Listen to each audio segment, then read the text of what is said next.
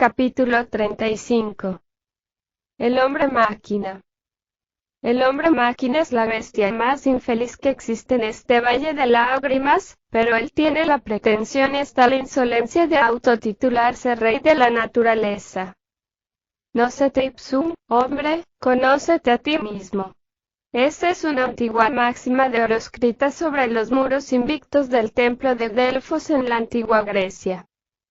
El hombre, ese pobre animal intelectual que se califica equivocadamente de hombre, ha inventado millares de máquinas complicadísimas y difíciles y sabe muy bien que para poder servirse de una máquina necesita a veces largos años de aprendizaje. Pero en cuanto se trata de sí mismo, se olvida totalmente de este hecho, aunque él mismo sea una máquina más complicada que todas las que ha inventado. No hay hombre que no esté lleno de ideas totalmente falsas sobre sí mismo. Lo más grave es que no quiere darse cuenta de que realmente es una máquina. La máquina humana no tiene libertad de movimientos. Funciona únicamente por múltiples y variadas influencias interiores y choques exteriores. Todos los movimientos, actos, palabras, ideas, emociones, sentimientos, deseos, de la máquina humana son provocados por influencias exteriores y por múltiples causas extrañas y difíciles.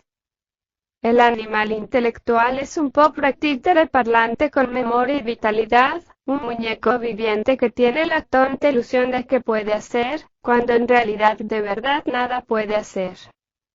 Imaginad por un momento, querido lector, un muñeco mecánico automático, controlado por un complejo mecanismo.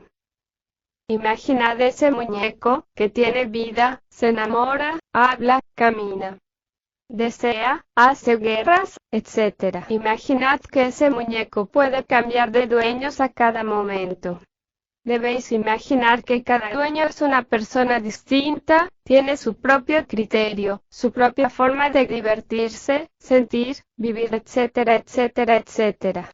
Un dueño cualquiera queriendo conseguir dinero apretará ciertos botones y entonces el muñeco se dedicará a los negocios. Otro dueño, media hora después o varias horas después tendrá una idea diferente y pondrá a su muñeco a bailar y a reír, un tercero lo pondrá a pelear, un cuarto lo hará enamorar de una mujer, un quinto lo hará enamorar de otra, un sexto lo hará pelear con su vecino y crearse un problema de policía, y un séptimo le hará cambiar de domicilio. Realmente el muñeco de nuestro ejemplo no ha hecho nada, pero él cree que sí ha hecho. Él tiene la ilusión de que hace cuando en realidad nada puede hacer porque no tiene ser individual. Fuera de toda duda todo se ha sucedido como cuando llueve, cuando truena, cuando calienta el sol, pero el pobre muñeco cree que hace. Tiene la tonta ilusión de que todo lo ha hecho cuando en realidad nada ha hecho, son sus respectivos dueños los que se han divertido con el pobre muñeco mecánico. Así es el pobre animal intelectual, querido lector, un muñeco mecánico como el de nuestro ejemplo ilustrativo. Cree que hace cuando en realidad nada hace, es un títere de carne y hueso controlado por la legión de entidades energéticas sutiles que en su conjunto constituyen eso que se llama ego, yo pluralizado.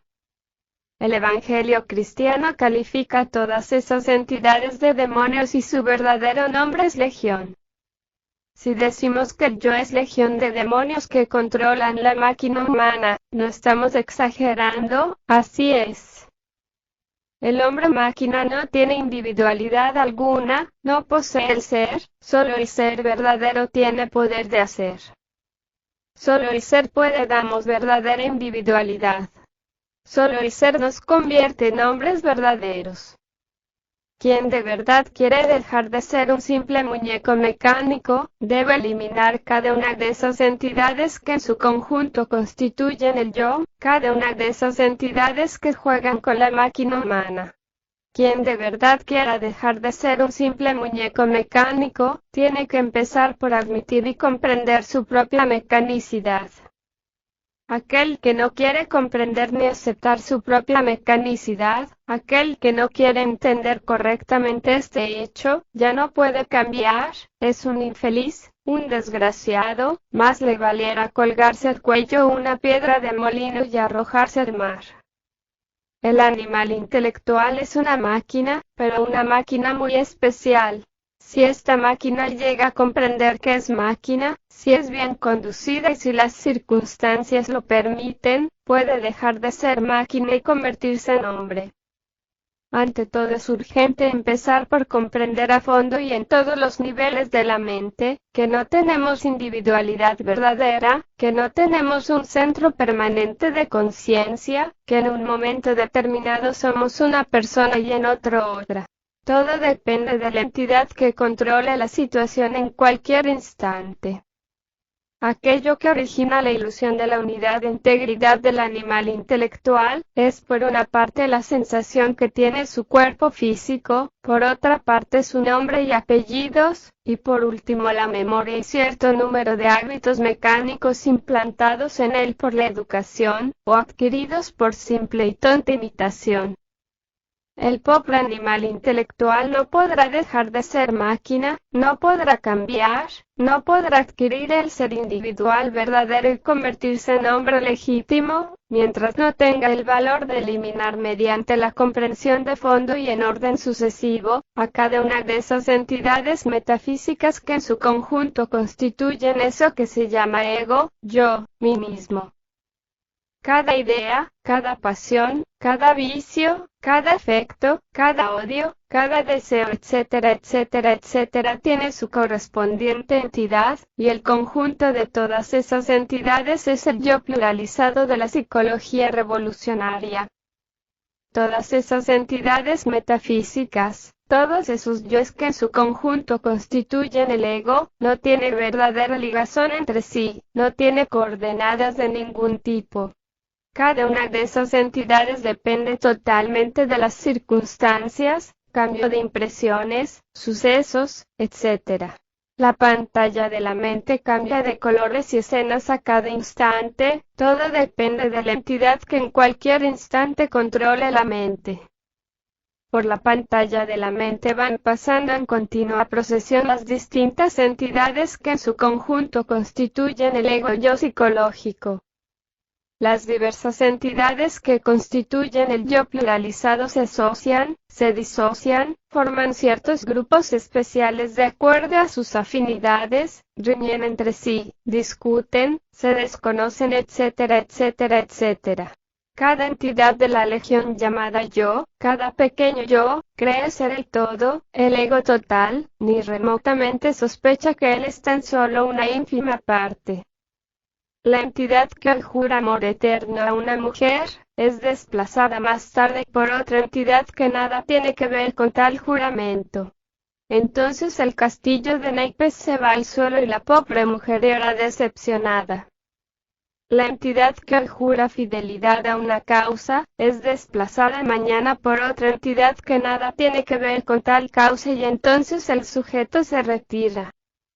La entidad que hoy jura fidelidad a la gnosis, es desplazada mañana por otra entidad que odia la gnosis. Los maestros y maestras de escuelas, colegios y universidades deben estudiar este libro de educación fundamental y por humanidad tener el valor de orientar a los alumnos y alumnas por el camino maravilloso de la revolución de la conciencia. Es necesario que los alumnos comprendan la necesidad de conocerse a sí mismos en todos los terrenos de la mente. Se necesita una orientación intelectual más eficiente, se necesita comprender lo que somos y esto debe comenzar desde los mismos bancos de la escuela. No negamos que el dinero se necesita para comer, para pagar el alquiler de la casa y vestirnos. No negamos que se necesita preparación intelectual, una profesión, una técnica para ganar dinero, pero eso no es todo, eso es lo secundario. Lo primero, lo fundamental, es saber quiénes somos, qué somos, de dónde venimos, para dónde vamos, cuál es el objeto de nuestra existencia. Es lamentable continuar como muñecos automáticos, míseros mortales, hombres máquina. Es urgente dejar de ser meras máquinas, es urgente convertirnos en hombres verdaderos. Se necesita un cambio radical y este debe comenzar precisamente por la eliminación de cada una de esas entidades que en su conjunto constituyen el yo pluralizado. El pobre animal intelectual no es hombre, pero tiene dentro de sí en estado latente todas las posibilidades para convertirse en hombre. No es una ley que esas posibilidades se desarrollen. Lo natural es que se pierdan. Solo mediante tremendos superesfuerzos pueden desarrollarse tales posibilidades humanas.